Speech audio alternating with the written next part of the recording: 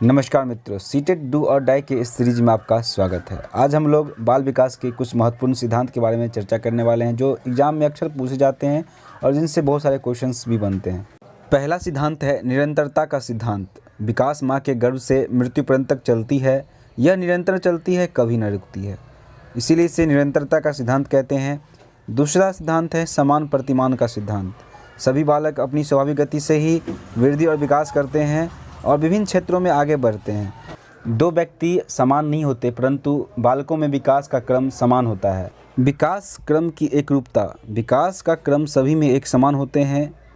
बालकों की वृद्धि सिर की ओर प्रारंभ होती है, यानी जब बालक गर्भ में आता है तो सबसे पहले सिर का विकास होता है, फिर पैर का विकास होता है। सभी बालकों की भाषा विकास भी एक निश्चित क्रम में होता है, यानी सभी बच्चे एक निश्चित क्रम का पालन करते हैं। विकास गति की दर एक समान नहीं रहती। विकास जीवन भर चलता है, परंतु इसकी गति हमेशा एक समान नहीं रहती। जैसे शैशवावस्था में ये तीव्र गति से होती है, बाल्यावस्था में कुछ देर के लिए धीमी हो जाती है और किशोरावस्था में ये तीव्र हो जाती है। तो ये सिद्ध होता है कि विकास दर जो है हमेशा सेम नहीं रहता, वो वैरी करता रहता है।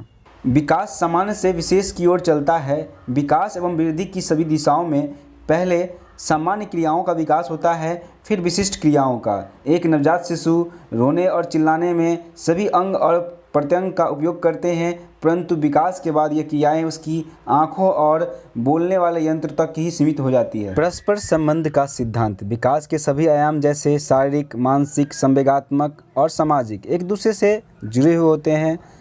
एक क्षेत्र में पाई जाने वाली कमियां दूसरे क्षेत्र के विकास को प्रभावित करती है।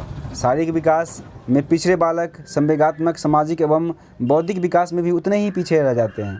एकीकरण का सिद्धांत। बालक पहले संपूर्ण अंग को, फिर अंगों के भागों को चलाना सीखता है। जैसे बालक पहले पूरे हाथ को चलाना सीखता है, फिर हाथ की उंगलियों को कंट्रोल करना सीखता है, फिर उसके दोनों भागों को एक साथ चलाना सीखता है। यही एकीकरण का सिद्धांत है। विकास की भविष्यवाणी की जा सकती है। बालक की इस समय की मानसिक योग्यताओं को ध्यान में रखते हुए, इसको समझते हुए भविष्य में क्या मानसिक स्थिति होगी उसका पूर्वानुमान लगाया जा सकता है। नौवां विकास का सिद्धांत है विकास की दिशा का सिद्धांत, जो बहुत ही इंपॉर्टेंट है। ध्यान से देखिएगा। शीर्षाभिमुख का सिद्धांत होता है जो सिर से पैर की ओर होता है। इस सिद्धांत में पहले बालकों का सिर का विकास होता है, फिर पैर के विकास होते हैं। विकास की दिशा का दूसरा सिद्धांत है समीपस्थ का सिद्धांत। इस सिद्धांत में पहले केंद्र का विकास होता है, फिर केंद्र से बाहर की ओर का विकास होता है। विकास लंबवत न होकर वर्तानुकार होती है। इसके अनुसार बालकों का विकास सभी दिशाओं में संभव नहीं है, इसीलिए विकास होने के लिए पहले पीछे बढ़ना पड़ता है, फिर आगे बढ़ता है, जिसे हम वर्तानुकार कहते हैं। अगले वीडियो में हम इस टॉपिक से संबंधित महत्वपूर्ण क्वेश्चन करने वाले हैं। तब तक के लिए चैनल को सब्सक्राइब कर लीजिए और हमारे हौसला को ऐसे ही बढ़ाते रहिए, ताकि इस तरह का वीडियोज आप तक हमेशा लाता रहूं। नमस्कार, धन्यवाद।